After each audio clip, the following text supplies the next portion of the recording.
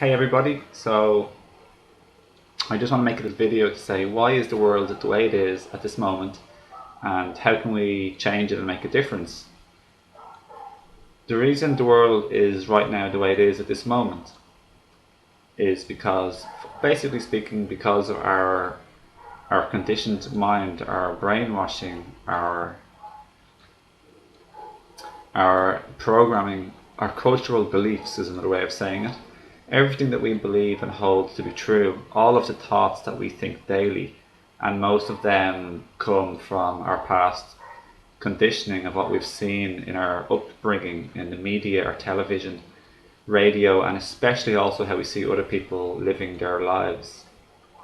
This leads us to develop a concept of life and reality, of what's normal and right and proper and wrong, and what we should be doing, how we should be behaving.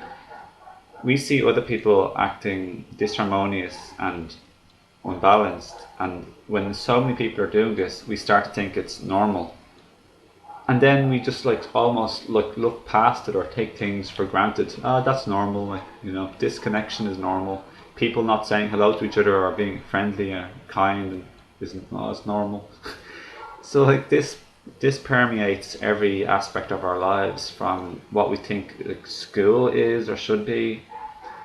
And this is so important for our children, where they learn so much. Ordinary schools are very disconnected and disharmonious. Our workplaces, our societies, everything got to do with how we live life is governed by our thoughts and ideas and beliefs about these topics. The more disconnected from nature we are, the more, because nature embodies harmony and self-regulating balance and harmony. The more we remove ourselves from nature, which we have done in this time period of the 21st, or what is it, 21st century of 2013, the more we will embody disharmony and imbalance too. That's why we need to also bring in nature, plants, animals, trees, flowers. It's healing and soothing and balancing and harmonizing to bring these into our homes and into our communities, into our workplaces, potted plants, flowers, anything. Embody it as an integrated whole aspect of where we live, our societies. So we're living in nature rather than as if we're bringing in a tree to our garden. That's fantastic. I'm just saying we need to become much more in line and in tune with nature. So the main reason why this also affects how we eat. Is it natural or is it chemicalized and artificialized? Because when we eat, how we behave externally is based on our programming. Our ego is another way of putting it. Our ego and our shadow, the level of healing that we've done. Our level of harmony or balance, or ego on the inside, will translate outwardly. So that's why we see so much disharmony outwardly. That's why the world is the way it is. It's because of our ego, which I'll call that our thoughts, our conditioned and daily thoughts. That affects our actions and behavior with other people, with life, with the world, with the hearts, with everything. Our connection to everything, our planet and all of the cosmos. So it's not just that the outward isn't just a reflection of the inner. Maybe it is on the deepest level, but also on the simple level of where we're living now in three-dimensional life on Earth. What we do physically, our physical behavior, such as the food we eat and the practices we take, will definitely, and in our degree of alignment with nature or unalignment, that will also affect our inner reality, our ego, or our hurts, pains, or freedom from hurts and pains. So if we are disconnected from nature and eating artificial or like unhealthy, pesticide full, contaminated and grown with a sense of disharmony and greed and power food, and stuff like wheat and gluten and chemically and angrily, hurtfully raised meat and chicken, and these animals that are being treated like things and commodities with lots of stress and unhappiness and caging and stress hormones, and given antibiotics and given hormones, fake things to make them grow quicker, etc. And we're doing the same things to the plants. It's unbalanced in monoculture, etc. One plant grown in a huge place, just corn or just wheat. This is not how nature grows. Nature grows all together, all working together symbiotically. So obviously these things physically will affect us spiritually, mentally and emotionally. But it's primarily about changing the inner. But if we have healthier outward practices, it affects our inner. So these are some ways in which we can change the world. We want to change the world. We want to live in a nicer three-dimensional reality, a more beautiful, beautiful planet Earth. So we can just simply make little improvements to our diet, go out in nature more. I'm making this video topless now and in my bare feet, even though I'm in my home. Connect to the land, connect to the nature. To think about how all the other animals on Earth do it. They all don't wear clothes, and none of them cook their food the way we cook it. And they all are barefoot and touching the land. So no clothes, all barefoot, touching the electromagnetic earth fields of Earth.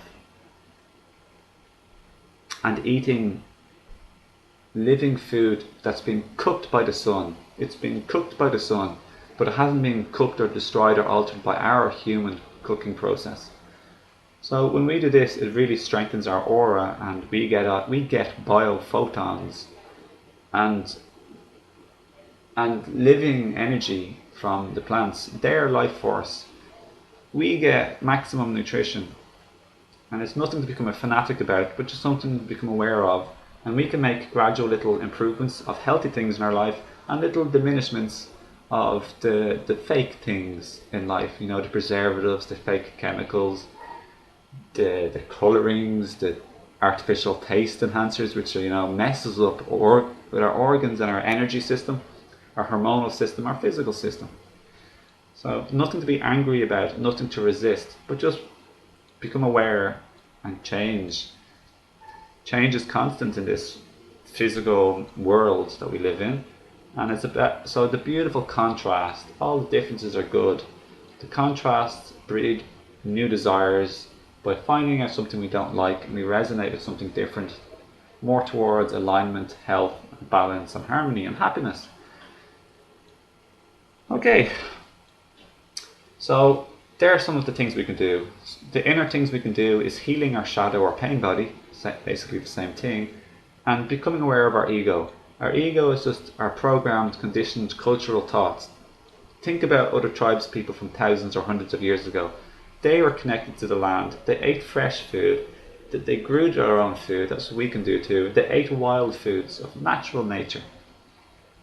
They weren't so domesticated, and they weren't shut off from nature or plants, animals and the land, flowers, trees, etc. Natural herbal medicine. So we just need to simply question everything to understand our ego. Look at our thoughts and question our thoughts and change our thoughts. Start acting and behaving differently as a result and after looking at our thoughts. Self-examination, studying life, looking at things. Is this normal? Is this right? If I didn't grow up in this time frame, what would I really think? So humans are the most dysfunctional species on the earth that are actually we're the only species harming the earth. All the other animals and plants and nature are all in alignment and in a sense of natural harmonizing symbiosis.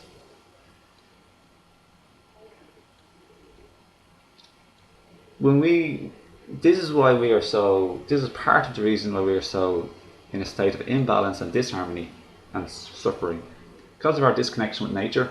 But this is coming from our ego. So the primary thing is to help change our thoughts, which is basically our ego, change our thoughts. Okay, how to heal our pain body or our shadow. The number one thing is non-resistance, or you could call it also allowance of what is, acceptance of what is, what already is now, and what already has existed or has been. It's taking the brakes off that you have on so you can go forward in life. Most people are trying to go forward in a state of imbalance and disharmony in life with their brakes on. So it's like they can't do it harmoniously or properly, efficiently, quickly, or enjoyably because they have their brakes on, and that's resistance. It's like saying it comes from our ego beliefs of that's wrong, they're wrong, they shouldn't be doing this, you can't do this, you're not supposed to say that, you're not supposed to do this, nobody can treat me this way. But so they're resisting what's already happened, what's already the case in the past, or what's already the case in this moment. So this comes basically from your beliefs. So questioning your beliefs is part of shadow work or pain body healing work. So the way to do this is to question anytime you're upset. Anytime you're upset, you're always resisting, with one little exception. And this one little exception is when pain is already coming up from the past, when you're already in a state of non-resistance. For example, I'll just tell you the story from my life. An ex-partner of mine went home, left, like, because they were living in a different place, different country, and when they left, a sense of feeling sad, lonely, just basically sad, lonely and vulnerable overcame me. And I knew at the time that I was not resisting.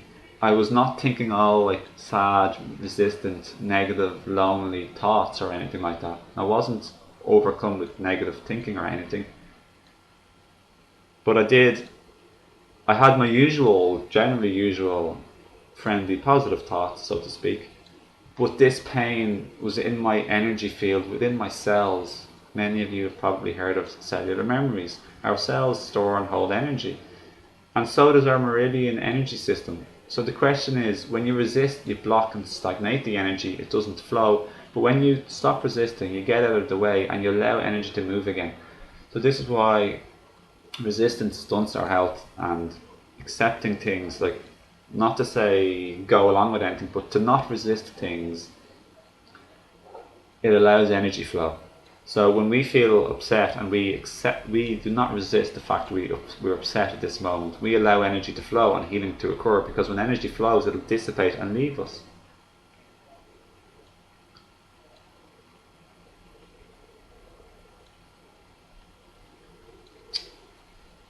So at this time, energy had been stirred up, triggered from the past. My childhood, I had a very happy childhood in one regard, very playful and outdoorsy. But another part of it, I had a very sad childhood and life before the age of 24 or so, and including my childhood, of course. So a lot of sad and loneliness and vulnerability that I felt, insecurity as a child, came up, and I knew it wasn't coming from my thoughts or from resistance, but it was coming from my past. So I was happy with this. So it was funny, because from being a very joyful and happy person, I suddenly had time where I was just feeling low and crying every day, even in public, trying to find a little space for myself to feel sad on my own, not to be like bawling my eyes out in public. But I wasn't bawling my eyes out in public, but yeah, in the park, outdoors or whatever, meeting my mom. I felt low, and I'd felt great for a long time. Now suddenly it felt really low. But you know what's funny? It just left after basically a week and a half or less. I knew it was going to go away. It just came, stirred up, triggered. It's my pain body, my shadow, my pain body. Past pain, still not dealt with, not processed, not accepted, or not resisted, accepted and dealt with and processed. Never had that processing or dealing with in the past. Now at my age now, knowing some of the things I knew, I was able to allow the feeling, the pain, and allow the energy of her to circulate without resisting it. So I never resisted the sadness I was feeling, or why this shouldn't be the case. I had no anger or animosity or resentment towards my feeling, how bad I was feeling. I just knew it was healing, and all I could do was like get out of the way and not resist, let it run its course. It ran its course, and it finished within a day. It was like everything was back to normal basically. So that was only like a week and a half of my life, a little bit less than a week and a half. So that's how we can try and not only allow ourselves to heal when we're feeling upset or sad or angry, etc. Don't resist. And usually the resisting thoughts, they come from judgment. So resistance comes from judgments. Like I said, which are our beliefs. The judgment that that's bad, it's wrong, I shouldn't be feeling this way, I should know better, I'm supposed to be holier or more spiritual than this, I'm not supposed to be angry. All of these are judgments coming from our belief system about what it's like to be spiritual or a human, what emotions mean, etc. All of these thoughts and beliefs, they create a resistance, and then that stops the energy flow, which stops the healing. So like I said, just like allow and not to resist and be gentle with ourselves basically. It's basically all more or less from our thoughts. Changing our belief systems about life and the world and other people, society, upbringing, what jobs mean, what anything means, what's friendly, what type of what relationships can be like, and we want them to be like, not the way that they should be like, because that's different for everybody. There's no like thing that should be anything really. I often say shoulds and shouldn'ts don't exist. They're purely made up by the human mind, and every should or shouldn't at a different time frame in history will be different. Okay, so another way to heal our shadow or our pain body is when we're triggered, i.e. when we're upset by anything. We just look at ourselves and why is this? Why am I upset? Why is this what's happened so important, or so what's happened that's so bad? And you ask and explore yourself, like if somebody jumps in front of me in the queue, supermarket, or someone says, "Oh, you're ugly," and I'm like upset, and like I just feel the energy, like the dense, tense energy. Why is this so bad that somebody said this to me? What does this mean, and why is it so bad? I think that's what another like teacher in the public says. It's what I've been doing, basically my own natural instinctive way or something like that for many years, just questioning myself. Like why do I assign a negative meaning towards this event?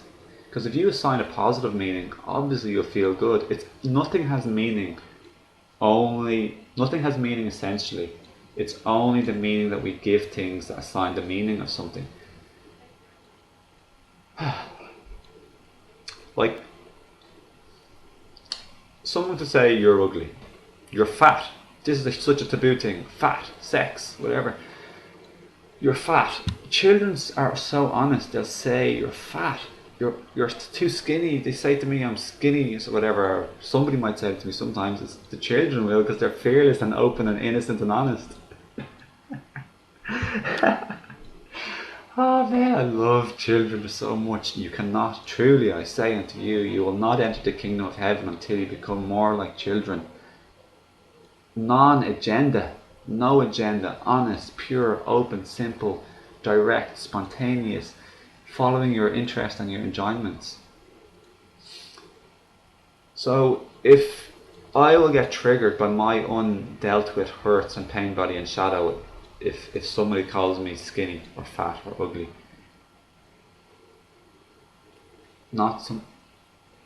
all I have to do is assign a new meaning to my body. Like, why is my body look so important?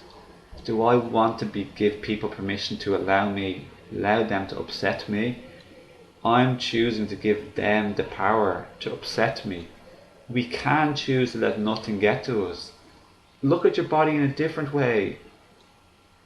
Doesn't matter if someone thinks you're ugly, or if you could be fat, or you could be selfish or skinny. It's just a temporary embodiment, that's all. It's just a temporary thing in your life. It's not who you are. When we assign great meaning and importance to other people's opinion of us, that's when we'll get upset. So why is being fat so bad? Like, why is being skinny? Why is being fat so bad? Like, there's nothing bad about it. Like, obviously, if you obviously within reason of healthiness, we want to try have harmony and health. So all I want to say is reclaim our power and little by little allow ourselves to heal. Not to judge the other person, they shouldn't be saying that. How dare they say that? See, our conditioned ego thoughts at this time period in life will love to criticize the other person. It's really our criticism of the other people and our resistance and our closed heart of non-understanding towards them. This is what really hurts us like the most. Just changing our thoughts towards loving, compassionate understanding and forgiveness towards other people.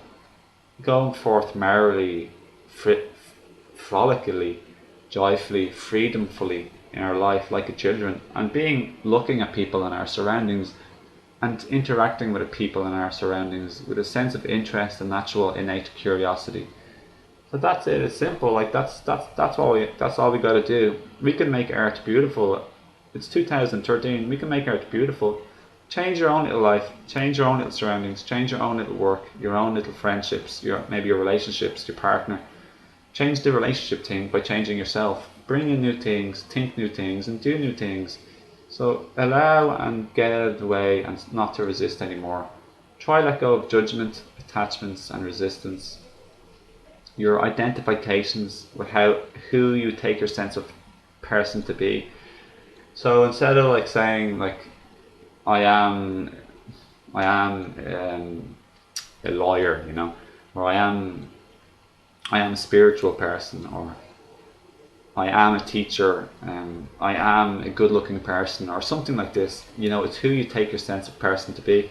Then, because you're invested and attached to this, if someone says doctors are crap, or you're ugly, or you're a bad teacher, because you're like connected with this image you have of yourself, you take it very personally, and you might get upset and judge the person and resist the person, and that's when you get upset, and that's when you're going to resist. So that's just one way. Look at your judgments, attachments, resistance, and your identifications, and then the more you little bit let go little by little. Enjoy the journey, by the way. Enjoy the journey. Don't take all of this too seriously, and no need to resist or condemn yourself if you think you're not doing a good job. Just like not to resist generally, and just then you'll find more lightness in life and more lightheartedness and light fun. Have fun, and because when you let go of all of these things, these are like the cage that restrict you, and then you're bound up and tied up, and you're heavy with baggage and hurts from the past, etc. Even from 10 minutes ago. Non-forgiveness is an enormous thing. So just the more you let go, the more lighter you want to be, and then the more you can enjoy life. See, that's why children are so free and light and happy. They don't have huge baggages and conditioning yet. So all you're doing is becoming a bit more like the way you were as a child. And then you're naturally just going to little by little have little more happiness in life and freedom emotionally. And you won't be judging yourself as much or anybody. And you'll know nobody's perfect. And just be a little bit more flexible with things. And I trust you to find your own way. That's all I want to say. Finally, I'm not a guru. I'm not like a special teacher. I'm trying to fulfill a little bit of a teaching role. But we're all teachers. We're all equal. We all have little bit of a unique, special gift and talent we can give to the world in our own unique way. So you're extremely special. You're amazing. You are. We're all really amazing. Okay, I'm getting it like tingles over my skin like here. Because this is like deep in my heart, the feeling where nobody is special, extra or more than another person. We're all individually, uniquely special. God, Source, Great Spirit, all that is. We're all created special, beautiful and unique. There's nobody who can be you ever again, never. Because you're so special, I'm so special, we're all so special. So love people and love yourself and your specialness. That includes all of the imperfections. It's all part of the game and the journey and the experience of life. So don't be too hard on yourself or other people, okay? I like to help awaken. I like to help awaken people's hearts. That's my biggest thing. To enjoy life,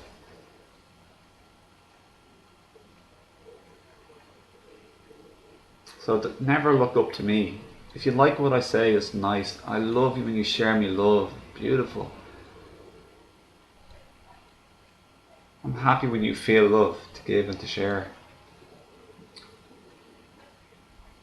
Everyone, no matter what their job, their inclination or their hobby, we all have little gifts. We all might have a little gift. Like many of us can have the gift of singing, talking, gardening, how we talk to people, a little bit of humor we have, or it could be sewing, a skill.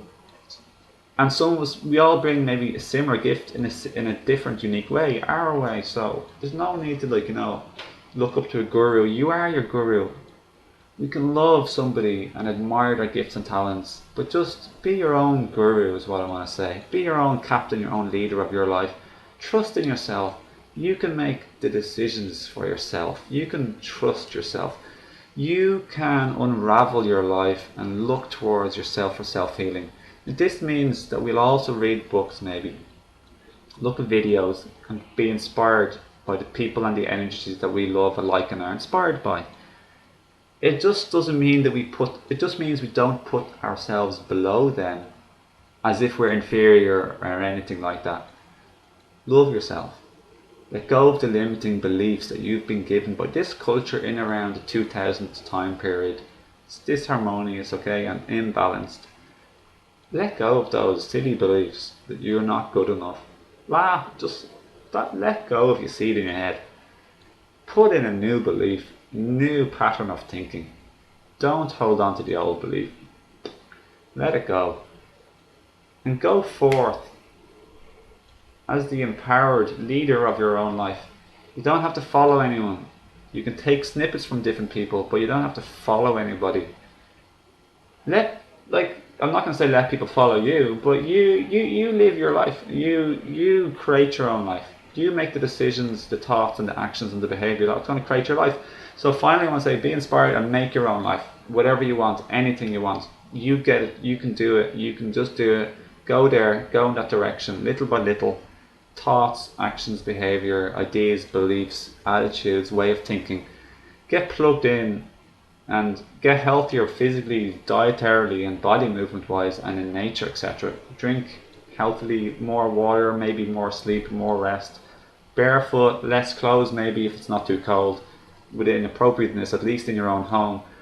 Just try and, the fresh breeze, the air, so beautiful. All this clothes is always disconnecting us from people and it's creating the idea of suppression and, the body is bad and all of these weird programmed beliefs from distant past. They're not true at all. There's nothing wrong with the body. Love body, enjoy and celebrate your body, sex, anything you want, self-sex included, like masturbation, such a bad word.